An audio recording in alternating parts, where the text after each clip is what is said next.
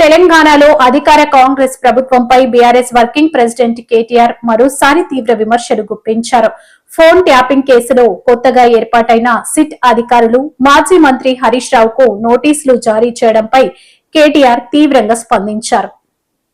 దొరికిన దొంగ కాబట్టి అందరూ కూడా అదే బుద్ధులు ఉంటాయి అనుకునే ఒక పద్ధతుల్లో ఆయన వ్యవహారం కనబడతా ఉంది. ఆయన కంటిన బురద అందరికి అంటాలని చెప్పి ఆయన పాపం తాపత్రయపడుతున్నాడు, తహతహలాడుతూ ఉన్నాడు.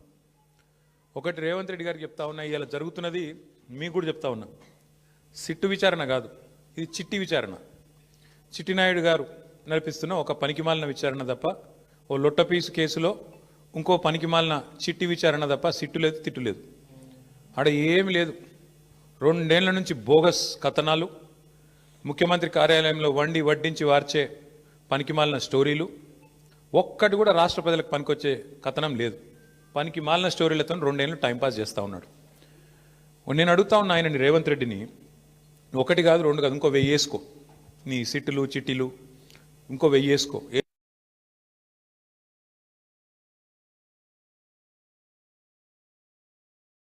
ఏం ఫరక్ పడదు. మేము మాత్రం నీ కొద్దిగా ఉంటే కొన్ని రోజులు శునకానందం ఉంటుంది, కానీ మేము మాత్రం నేను వదిలిపెట్టం. బీఆర్ఎస్ ఇవాళ తెలంగాణ ప్రజల గొంతుక, ప్రధాన ప్రతిపక్ష పార్టీ.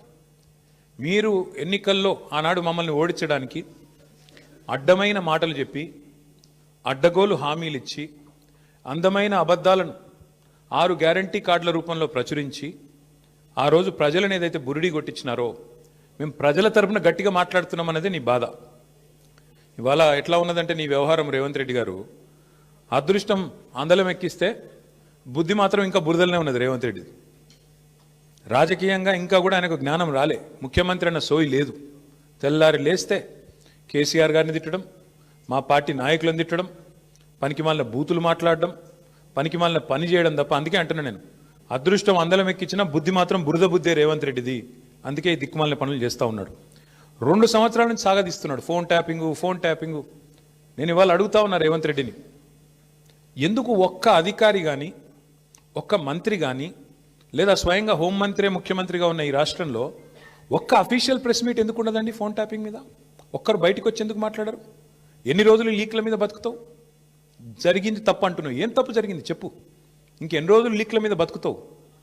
ఎన్ని రోజులు లీకులు ఇచ్చుకుంటా, ఫలానా వల్లదైంది, ఇదైంది, అల్లమైంది, బెల్లమైంది, పనికిమాలిన లీకులు తప్ప ఒక్క అధికారిక ప్రెస్ మీట్ ఈరోజు వరకు ఉందా?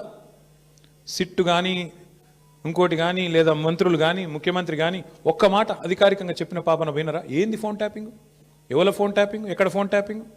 ఏం జరిగింది? రాజకీయ వేధింపులకు ఇంకా విచిత్రం ఏంటంటే, హరీష్ రావు గారి మీద కుట్ర, ఎవరో ఒక ఆయన సిద్దిపేటలో ఆయన మీద రాజకీయ ప్రత్యర్థిగా ఉన్న ఆయనతోని కేసు పెట్టించారు. పెట్టిస్తే హరీష్ రావు గారు న్యాయస్థానాన్ని ఆశ్రయించినారు, హైకోర్టు పోయినారు. హైకోర్టు కొట్టేస్తే ముఖ్యమంత్రి గారు, ఆయన ఆరాటం ఎట్లాంటిదంటే హరీష్ రావు గారిని జైలుకు పంపాలని సుప్రీంకోర్టుకు పంపించినాడు ఈ కేసును. హైకోర్టు కొట్టిస్తే ప్రభుత్వ పైసలతోని, ప్రభుత్వమే పెద్ద న్యాయవాదులు, గంటకు ₹1 తీసుకునే న్యాయవాదులను పెట్టి ప్రజల పైసలతోని సుప్రీంకోర్టుకు పోయినాడు. సుప్రీంకోర్టు కూడా కొట్టేసింది. అయినా నీకు సిగ్గు రాలేదా?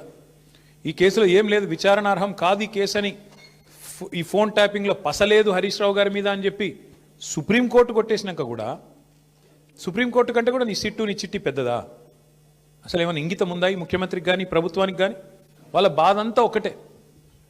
నిన్న ఉదయం హరీష్ రావు గారు డీటెయిల్డ్గా ప్రెస్ మీట్ పెట్టి రేవంత్ రెడ్డి బావమరిది కుంభకోణం బయటపెట్టిండు.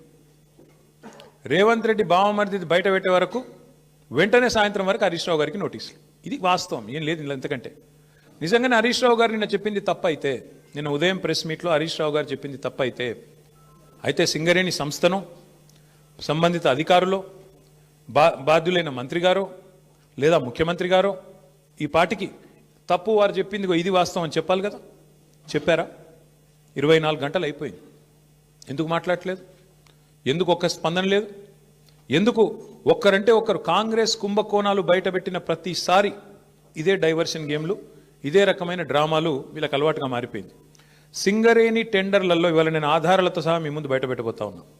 స్పష్టంగా రేవంత్ రెడ్డి గారి బావమరిది కోసం ఆయనని కింగ్ పిన్గా చేసి, సృజన్ రెడ్డి అనే వ్యక్తిని కింగ్ పిన్గా చేసి, ఆయన చుట్టూ ఇవాళ మొత్తం ఆ టెండర్లన్నీ రిగ్గింగ్ చేసి మొత్తానికి 9 టెండర్లు ఇప్పటికే పూర్తి చేసినారు.